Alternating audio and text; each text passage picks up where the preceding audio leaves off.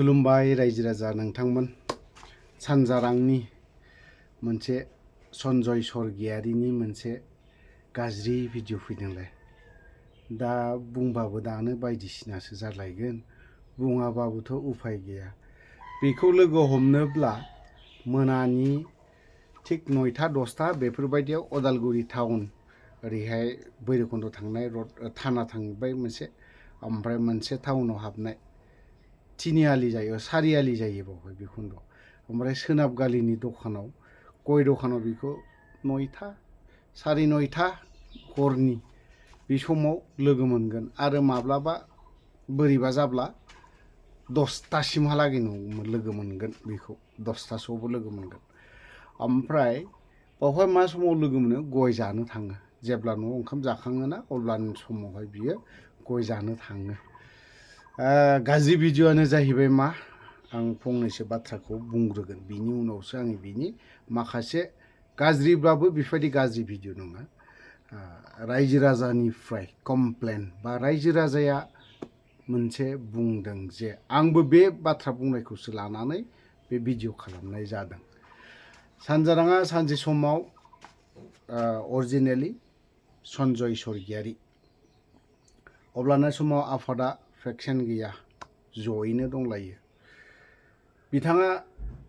Dima Hasao DHD फोरजों दंफायोमोन अब्लानि समाव गोबांनो जाथाय जादलायदों DHD फोरजों बियो थानो हायाखै दान मोनसेबो थानो हायाखै बियो जों मेघालयआव जायखौ बुङो जुंखाम बा ANBC जानायनिफ्राय HNLC खासि आफा बेफोरजों थानायाव जों माबायदि खस्थ' मोनदों जोगोनारखौ रुनानै जादों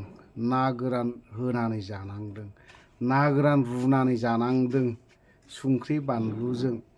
जों थेवबो दुखु खस्थ' खालामनानै जों थाबोदों बे समाव हाजार हक हाजोआव जायफोर संसार जाग्राफोर बै व्यक्तिफोरना न'खराव थावा एफाराब इम्पर्टेन्ट नङा संख्रि आरो बानलु बे मोननै जिनिसा थानांगौ लोगोसे ना गोरान बे मोनथामा थानांगौ अब्लानो बिथांमोननि संसारा मोजां सोलिलाङो नाथाय जों बर'फोरनाव सोलिया बेफोरबायदिया जोंनाव थाव संख्रि बानलु मस्ला मस्लि गासैबो नांगौ जायो हाजोआरिफोरनो हाजोआव जाय संसार जाग्राफोर बै व्यक्तिफोरनो बेफोरबायदि नांलाया जेखियानो जादोला दाना फैफिनदो गुबै खोथायाव बा बाथ्रा दय सन्जय स्वर्गियारिनि सायाव माखासे बाथ्रा बुंनो नागिरनाय DHD फोरजोंनो थानो हायाखैबा गुबुन आफादफोरजों होनबा बियो सासे MCLA जानानै आं सिदा सिदा बुङो बांद्राय थेरा बेखाखौबो आं बुङा मोजां मोना बिदिखौ ओमफ्राय बोथोराबो बिराद गरम थानो हादलायाखै बाथ्राया सन्जय स्वर्गियारिया जुदि गुबुन आफादजों थानो हायाखैबा आरो बियो UPPL जों बियो माबायदि थानो हागोन नैबे मोनसे बाथ्राखौ एसे नाय माब्लाबा प्रमद बर'नि सायाव UPPL नि सायाव केस होज्रांनाय ओमफ्राय 2 कोटिसो जुदि फैसा मोनोब्ला स्रि थालायबाय आरो बिनि उनावहाय मा जादलायखो गावनि फेसबुक पेजाव बायदि रोखोमनि लिरलाबायो सम सम ओमफ्राय दानफिनो बेफोर आरोखि सासे MCLA नि गियाना बेफोरबायदि जानांगौ दा खोथाया जाहैबाय जाय रायजोआ जाय दिनै खौरां बिजोङा बाजाराव थांनानै रायजो राजानाव सोंहैदोंमोन सन्जय स्वर्गियारिया खामानिखौ मावदोंना मावाखै गैया फैयाखै आरो बियो जानोबो हागौ आंनि मोनसे बाथ्रा आरो बिनि सायावबो गोबां मानसिफ्रानो गोबां बाथ्रा बुंलायदों थ' बियो सन्जय स्वर्गियारिया बिराद माने गाइखेर बायदि गुफुर मोजां बिनि गोसोआ बेफोरबायदि बुंदों नाथायबा आं मोनसे बिनि सायाव मोनसे साननाय दं दाखालि जिहेतु लोगो मोनदोंमोन आं अदालगुरियाव बिनि जि रायज्लायनाय जिनि जा बाथ्रा बुंनाय बे MCLA नि जयगथायावनो गोग्लैया बे सिस्टेमावसो आरोखि ना आरो बोरैबाब्ला बोलोसो फोराबावगोन बियो मोनथिबाय नों जुदि बिनि सायाव बाथ्रा बुंबाय थादोंबा बोलो फोराग्रा हुदाबो दं गोरों मानसिया आरो ओमफ्राय बेकग्राउन्डआ न'खरा फेमिलिया दै सन्जय सरगियारिनि फेमिलिया बिराद मोजां न'खराव आं गाज्रि होना बेखौ मोजां आरोखि बेकग्राउन्डआव बिनि बिफायाबो सानसे समाव माबा मोनसे बिबान बा MLA ना मा बेफोरबायदि मोनसेमोन आं मोनथिजोबा जाय हक मोजां आरोखि बिनि बेकग्राउन्डआ न'खरनि बिमा बिफा गासिबो बेकग्राउन्डआ मोजां गाज्रि नङा थ' बेवहाय दिनैहाय अदालगुरियाव दिनै बिथाङा सासे MCLA जानानै प्रमद बर'नाव गिदिर गिदिर खामानि बिनानै गावनि समस्थियाव मानो मावनो हायाखै आरो मानो खामानि मावाखै आं रायजो राजानि बाथ्रा बुंनायखौसो बुंदों जुदि नोंथांमोना आंथ' बारा बावहाय जेबो मोनथिया बै बेक्तिफोराथ' बुंखागोन आंनावहाय आंनि सिगाङाव नों जोंनि समाव सानजारां सरगियारिनि सन्जय सरगियारिनि समस्थियाव फैनानै नायफैदोंना माब्लाबा बे कुइसना जागोन आरो नोङो जेबो मोनथिया अफ्रिया सन्जय सरगियारिनि समस्थियाव सन्जय सरगियारिया मा खामानि मावदों बेखौ नों जेबो मोनथिया बेखिनि बाथ्राखौ बुंगोन आं बुंगोन मिडियायाव जाखिनि रायजो राजाफ्रा बाथ्रा बुंदों बिनि सायावसो आङो बाथ्राखौ बुंदों आरो नंखाय नंदोंब्ला नैबे मोनसे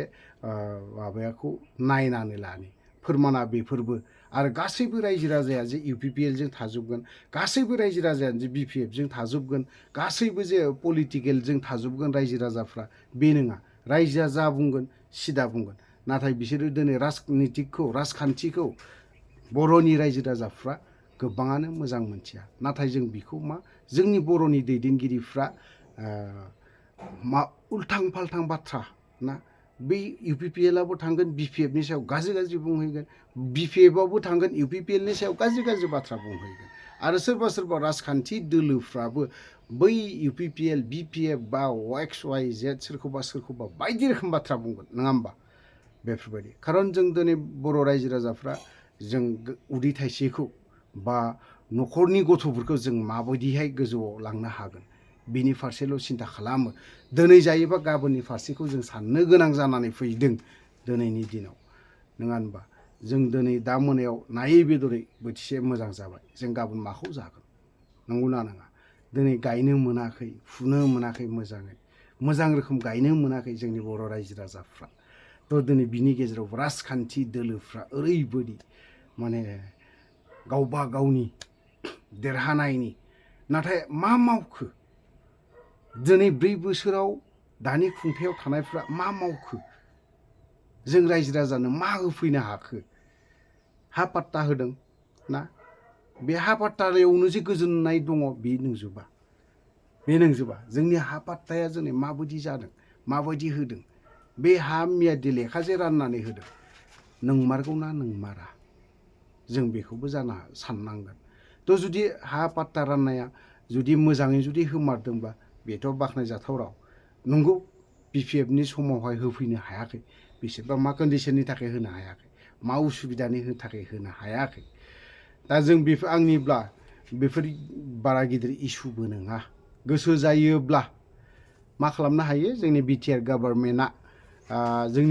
गभर्नमेन्टआ गोसो जायोब्ला हानि पाट्टाखौ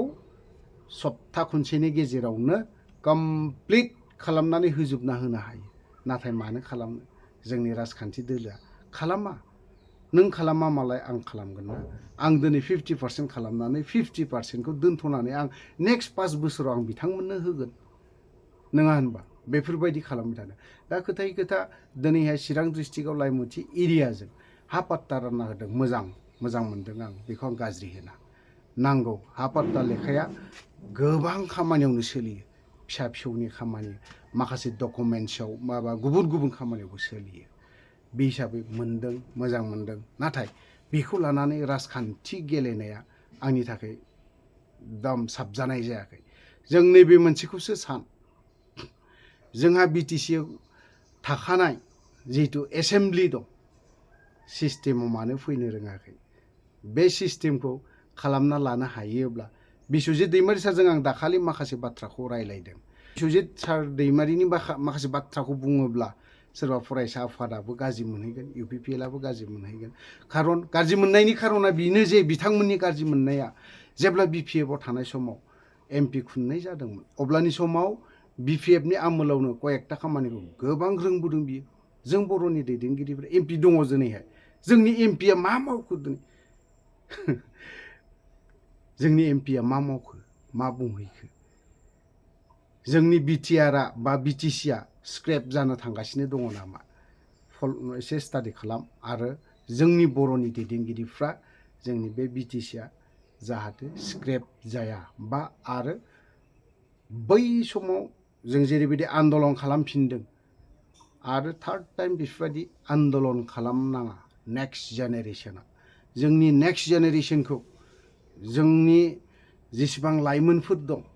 बिथांमोनखौ राजखान्थियाव जायफ्रा सोदों बिथांमोना सोयोब्ला मोजां राजखान्थिखौ सोनानै हो